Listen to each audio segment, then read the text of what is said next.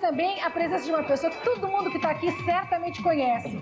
E não conhece por causa da careca, por causa da barba, ou por causa do jeito, assim, vamos dizer, diferente dele ter se colocado durante a campanha presidencial. Conhece porque ele é uma figura. Eu queria chamar aqui para vocês o médico Dr. Enéas.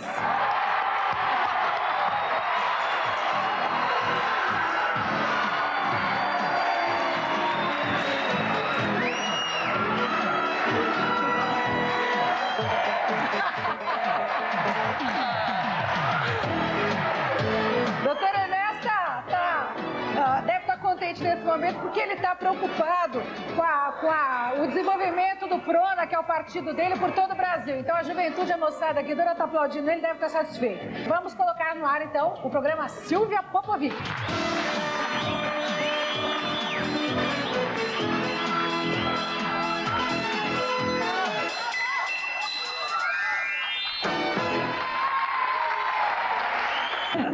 Enéas, você faz sempre sucesso com essa barba negra sua, não? Se a senhora permite, eu queria perguntar para o Dr. Fábio uma questão técnica que me preocupou. O senhor caracterizou o complexo de uma maneira bonita, né, como sendo o resultado dessas agressões que constantemente nos são feitas pela sociedade que a gente vive. E eu não sou especialista como o senhor, estou para aprender com o senhor. Aliás, eu disse antes, eu estou para aprender aqui.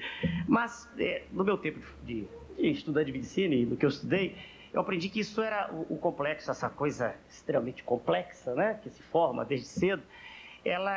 Esse conjunto, esse subsistema da personalidade seria devido a um conjunto de ideias e representações, algumas reprimidas, outras não. Dá para o senhor desenvolver melhor o que o senhor disse, no sentido de a cada instante eu estar sendo vítima? Por exemplo, eu com 26 anos fiquei careca.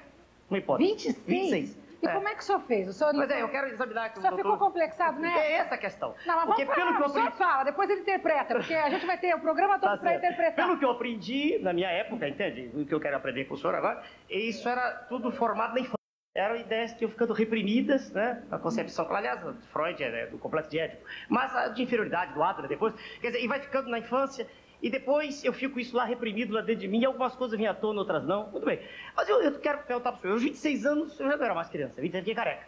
E nem tinha notado que tinha ficado careca. A gente não nota, a gente não percebe essas coisas. Mas você não era vaidoso? Doutor Enéas, nós temos que abrir o coração nesse programa, senão fica sem graça. Não, aos 26 anos, o senhor não notar que ficou careca? Não era completamente, não era isso que está aqui, não. Era razoavelmente careca, não era completamente. Não era tão careca. Não, entradas e saídas. Aí, eu estava dirigindo certa feita, meu carro, na rua, e eu vi os garotos gritarem assim, deixa o careca passar. Eu olhei para o lado. Quer dizer, a percepção exata eu não tinha da calvície. Quer dizer, então isso, claro que dá um mal-estar tremendo. Não conheço um careca que gosta, dizer que gosta. Não gosto. Eu pergunto ao senhor, isso pode ser definido, então, a partir dessa faixa, esse mal-estar, essa necessidade, isso seria, na concepção que o senhor apresentou, um complexo? O senhor responde em 14 segundos, hein? 14 segundos. O tempo que ele teve para ser candidato a presidente da República. Em 14 segundos, Fábio. É uma profunda maldade dos congressistas. Depois eu vou querer saber do doutor Enéas se ele deixou essa barbona toda para compensar a falta de cabelo. Não. Porque Na é migração, tradicional. Você vê que o Dória é aqui uma também. migração. É careca. Eles migraram. Essa é uma questão de migração. Tem uma piada do doutor Enéas que saiu na época da campanha lá em Brasília, que diziam que o senhor tinha tirado a fotografia ao contrário, né? Que o senhor era o contrário, o seu cabelo era a parte... É mais uma piadinha maldosa que os carecas não devem gostar muito. Fábio, responde rapidamente o doutor Enéas para a gente ir para os comerciais. Em 2 segundos eu digo que sim. E principalmente que o senhor diz uma coisa que é importante. Não é que os complexos são alguma coisa que me fazem de fora. É a resposta à agressão que me fazem de fora. É a minha resposta. Então o senhor, por exemplo, desenvolveu uma resposta muito interessante. Careca não sou eu. Careca deve ser algum outro que não deve ser eu. Exatamente. Então quer dizer que é uma resposta que o senhor desenvolveu aí. A tese, então, clássica tem que ser reformulada, à luz do que o senhor está dizendo. Aquela tese bem antiga... Ele está dizendo que as pessoas muitas vezes negam a própria deficiência. Né? Muitas vezes as pessoas não querem nem ver um defeito que elas consideram tão grande que elas não querem nem olhar. O doutor Enéas, digamos que a gente pensasse numa cena de boxe, o doutor Enéas, por exemplo, se esquivou muito bem. Passou um soco passando perto, mas pegou no outro. Exatamente. Bom, nós vamos para os comerciais. Tem gente, inclusive, que tira partido disso. Eu acho que o doutor Enéas tirou partido disso da campanha presidencial. Nós vamos para os comerciais, ele vai falar como é que ele se aproveitou justamente de ter uma imagem diferenciada dos demais candidatos para ganhar votos e para fazer a carreira dele, que está indo de vento em popa. Não médica, mas política. A gente volta num minuto só depois dos comerciais. Não apenas médica, né? Que ao vivo para todo o Brasil...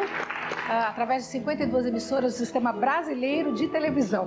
Hoje nós estamos falando dos complexos, das inseguranças, e antes dos comerciais eu estava dizendo que o doutor Enéas, de certa maneira, se aproveitou da diferença para conquistar a atenção das pessoas na última eleição presidencial. Antes dele falar, tem uma outra pessoa que se aproveitou, vamos dizer, de um dote físico diferenciado para fazer uma carreira esportista e, na verdade, de muito sucesso, né? Participou da seleção brasileira de basquete, que é o Emil Rached. Emil, você pode se levantar, por favor? Pois não. No seu caso, talvez você devesse ficar sentado, né? Eu seguro o microfone para você, ponto de honra para mim. Emil, só para saber uma coisinha. Vamos lá. Se o pessoal fizer silêncio, fica mais fácil. Você tem 2,20 metros de altura. 2,20 metros. Isso certamente deve ter te trazido dificuldades na vida.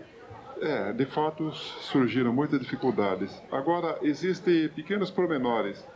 Por exemplo, vocês estão achando que eu sou alto. Eu, na realidade, sou normal. Vocês é que são anormais. Veja bem, o homem convencionou que o metro tem que ter 100 centímetros. Que cada centímetro cúbico de sangue deve ter 4.000 a 5.000 hemácias. Que o litro tem que ter 1.000 mililitros. Eu convencionei que a minha estatura é normal com 2,20 metros. Vocês são anões. Eu acho que a gente é pigmeu, viu? Estou começando a achar aqui que... Não, mas deixando a brincadeira de lado, realmente eu tive problemas de adaptação. Problemas esses que eu resolvi através eu diria, uma autoanálise. E eu cheguei em determinado ponto da minha vida em que uma encruzilhada. Ou eu me acostumo com o mundo se acostuma comigo. Então eu cheguei à conclusão que é melhor, mais fácil eu me acostumar com o mundo, né? Você parou de brigar, vamos dizer, com o fato de ser Exatamente. E a partir do momento que eu passei a utilizar aquilo que Deus me deu em meu próprio benefício, eu passei a ser feliz. Tá vendo? Você foi jogar basquete, você foi fazer o que você achava que podia fazer. Jogar basquete, ser ator de televisão e outras coisas mais. Agora, não é chato andar na rua, por exemplo, as pessoas todas olham, ou tem risadinhas assim, maliciosas. O que você responde para as pessoas? Silvia, é muito difícil ser diferente aqui no Brasil. Suponhamos que você desça a Rua Augusta de biquíni daqueles bem pequenininho. Para, Rua Augusta. Exatamente. E a mesma coisa eu me sinto quando eu estou na rua, mas eu me adaptei ao meio. Agora, por outro lado, eu gostaria inclusive de questionar o Dr. Fábio com relação à definição de complexo. Eu acho que complexo está muito relacionado com inveja. A pessoa inveja aquela pessoa que ela tem os olhos mais bonitos ou que tem um nariz melhor que ele. Certo? Está sempre associado. Então você se mete de complexo com de inveja. Você gostaria de ser que nem o outro. Exatamente. A pessoa passa a se comparar com outras que tenha talvez um predicado a mais que ela não possui. Quer dizer que você acha que, de certa maneira, as pessoas complexadas elas são invejosas sempre ou não? E de uma maneira geral, sim. Será que o pessoal concorda aí na mesa? O que vocês acham disso? O complexado geralmente é invejoso. Clodovil, você acha isso? Não, eu não acho. Quer dizer, mas é o meu ponto de vista, eu respeito o ponto de vista dele. O que eu acho é o seguinte, que nós, na verdade, temos duas vidas. Uma como a gente é obrigado a viver e outra como a gente gostaria de viver. Isso acontece com todo ser humano. Ninguém está contente consigo mesmo. Em várias situações, por vários motivos, né? Agora, eu acredito nessa coisa de... Até desaprendi de fazer televisão, você viu? Eu fico falando com você e esqueço da câmera, realmente. Mas acontece o seguinte, eu acho que todos nós não nos conhecemos. Quem conhece a gente é o semelhante. A gente tem da gente uma ideia, um reflexo de espelho, uma fotografia, um tape, mas isso não é verdade. Todas as posições são invertidas, né? E se a gente pudesse transcender e se enxergar, a matéria estaria inerte. Porque até agora só se falou na matéria, mas não se fala daquilo que segura a matéria aqui, que é exatamente a nossa força interior, essa luz toda. Então nós nunca nos veremos, quem nos enxerga é o semelhante. É por isso que a gente se apoia nas coisas dos outros, achando que as nossas podem ser arrumadas, porque na verdade nós queremos viver feliz com os outros, né? Porque é um processo de estar no meio da humanidade mesmo. Agora, se não estiver bem dentro de si mesmo, é impossível que isso aconteça. Isto é o meu ponto de vista sempre. Eu não quero discutir, não quero discordar de ninguém. Foi muito difícil encontrar os meus apoios para poder viver melhor. Quer dizer, eu acho que cada um pode encontrar o seu, desde que acredite em si mesmo e que acredite que tudo aqui é transitório, que tudo que se fala é subjetivo. O que o senhor acha disso que o Clodovil está dizendo? Eu respeito as convicções, né? O senhor Clodovil, inclusive sobre a vida extraterrena, é algo que tem que ser respeitado. eu acredito que não há nem condição aqui de se discutir isso. É uma posição que tem que ser respeitada. Eu não teria a menor condição de discutir isso. Eu não sei se há outra vida e não acredito, não conheço ninguém. Não. Eu também não sei. Não, mas eu questão estou respeitando. Deixa eu Estou respeitando, claro. A questão da paranormalidade é assunto do nosso programa semana que vem. Então hoje vamos ficar aqui mais Exatamente. Agora, se a senhora já me deu a palavra, eu queria responder a questão inicial do doutor Fábio. Eu estou totalmente de acordo quanto à posição apontada, quanto ao argumento aduzido por ele, no que concerne a necessidade de ser comum. A senhora há de convir que hoje existe uma tendência normal num país como o nosso, em que a educação foi relegada ao nível resto do chão, de todo mundo querer ser igual aos outros. Eu estou totalmente de acordo com ele. Evolução é sinônimo de diferenciação. Evolução é sinônimo, faz com que cada indivíduo consiga trazer de dentro de si, para fora, para o exterior, aquilo que ele tem de melhor. Ora, veja a senhora perguntou a que é que eu atribuía, se era o fato de ser diferente, o que eu consegui com os 15 segundos. Pode ser, personalidade é algo extremamente complexo. Personalidade é a soma de tudo que o indivíduo tem e que faz com que ele se comporte de uma forma e não de outra. A personalidade é única do indivíduo. Mas eu não diria que é só a careca, só a barba. É um conjunto, é um modo de falar. Um minutinho, é só para terminar, um modo de falar, uma segurança que a gente transmite quando fala, a maneira de trazer para o exterior a sua verdade própria. Mas, doutora Enéas, era uma coisa insólita. A senhora apareceu na televisão e falava, meu nome é Enéas. Não, dona Silvia, mas eu não dizia meu nome só. Não. Mas eu só conseguia chamar a atenção sobre si através do seu discurso. Não, senhora. Assim nós estamos diminuindo a capacidade de percepção de 360 mil pessoas que olharam para o que eu dizia, que absorviam, prestavam atenção, ligavam. Foram pessoas de mais de 2.000 cidades que ligaram para o Rio de Janeiro. Eu tenho isso catalogado e que diziam, estou de acordo com o senhor. Ora, eu não tenho hipóxia cerebral. Os candidatos à presidência da República falam devagar porque nem construir ideias rapidamente conseguem.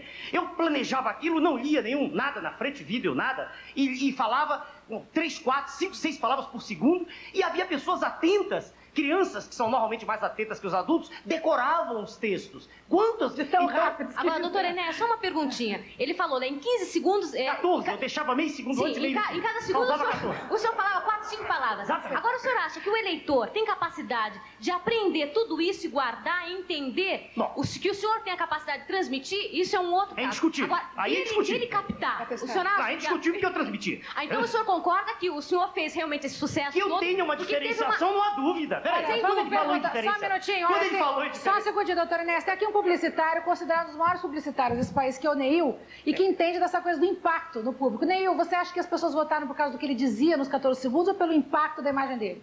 Olha, eu sou aqui a única pessoa que não tem o direito de trabalhar com esse número perigoso que eu acho. Eu trabalho com investigação do público, com pesquisas. Você sabe? Não sei. Eu li o que o público falou nas pesquisas. Do Enéas? Não só do Enéas, mas desse negócio das pessoas se juntarem em tribos para serem iguais, e no momento que elas se juntam em tribos para serem iguais, elas querem, exigem um tratamento diferenciado, quase que individualizado. Cada pessoa, eu trabalho em publicidade, e cada pessoa diz para a gente nas pesquisas, porque é um trabalho de mão dupla, que elas querem ser tratadas como indivíduos diferenciados e diferentes. Agora, na época da eleição, eu não tenho a menor dúvida, a gente recolheu o que passou do programa do Dr. Enéas, o que passou naquela época, na realidade, foi um folclore. Eu não tenho dúvida disso. Hoje ele tem um partido organizado, tem uma carreira que está desbravada, tem uma personalidade que discute ética, mas naquele momento ele recebeu uma leitura... A senhora permite? Por que o senhor, que é diretor de uma agência de publicidade, convidou-me na época para fazer para o comercial para o senhor? Pelo folclore. Mas, exatamente pelo folclore. Veja o senhor, um instantinho, o modo como o senhor vê. Não, é o modo o senhor não se acha assim diferente? Não é questão de achar. Quando eu falo, as pessoas ouvem. Por quê? Por causa da minha careca? Da barba? Se eu falo no posto de gasolina, as pessoas ouvem. Eu falo numa universidade, as pessoas ouvem. Eu falei agora, aqui há poucos dias, na academia, para 1000 professores de ginástica, eles ouviram.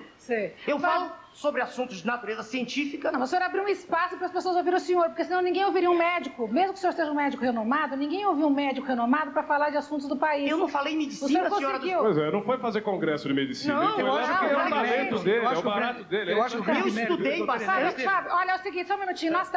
Eu sei que o senhor estudou muito sobre medicina. Não. Eu estudei filosofia, estudei ciência, por favor. Fiz ciências exatas. Não quis ofendê-lo, mas nós estamos aqui falando de como é que as pessoas... Eu não sou semi-analfabeto como os candidatos a presidente da República são. Não, Eu eu acho que em o grande momento algum mérito que o disse doutor isso aqui. Enéas teve- Eu só estou dizendo que o senhor se aproveitou. Eu dizia na tela, senhora. Se a senhora me chamou, eu estou dizendo a mesma coisa aqui. O senhor se aproveitou em 14 segundos para chamar a Do meu atenção do preparo e Brasil. da capacidade de falar e do português. Doutor Só Enéas, o senhor tinha 14 segundos. isso. Mas eu sou capaz de exprimir. Eles não são, o problema não é meu, é deles. Então tá bom. Eu Olha, não tenho hipóxia cerebral. deixa eu fazer uma coisa aqui.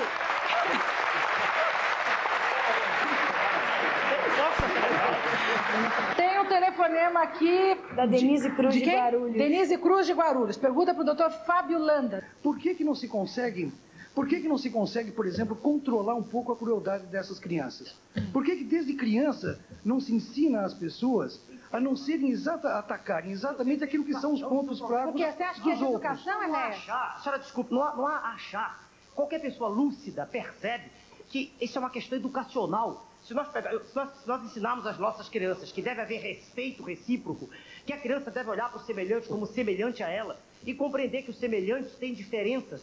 Se a gente olhar para a nossa criança, para o nosso filho, cada um para o seu filho, e disser assim, escute, se você estiver andando perto de um menino, o menino tiver um olho postiço, e aquele olho cair, você não ria dele, pode ser seu olho.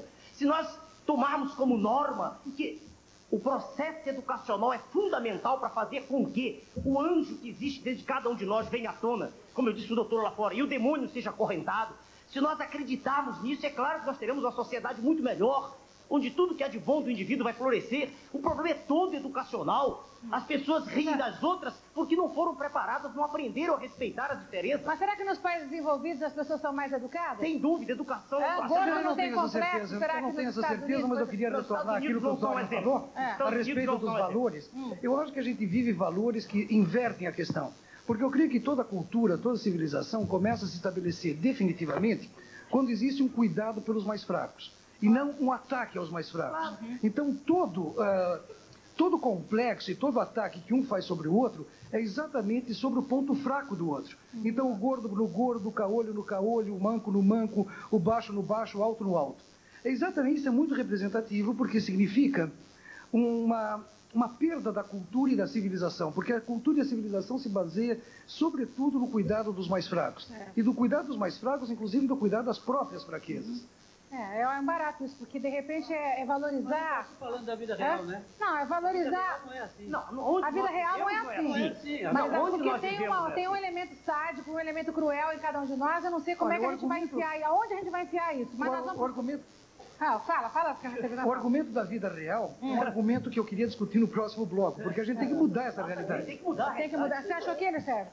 Tem estereótipos de físicos, que é, por exemplo, a criança que tem orelhas grandes é considerada burra, ou dumbo, ou quem tem o queixo retraído é considerado sem decisão.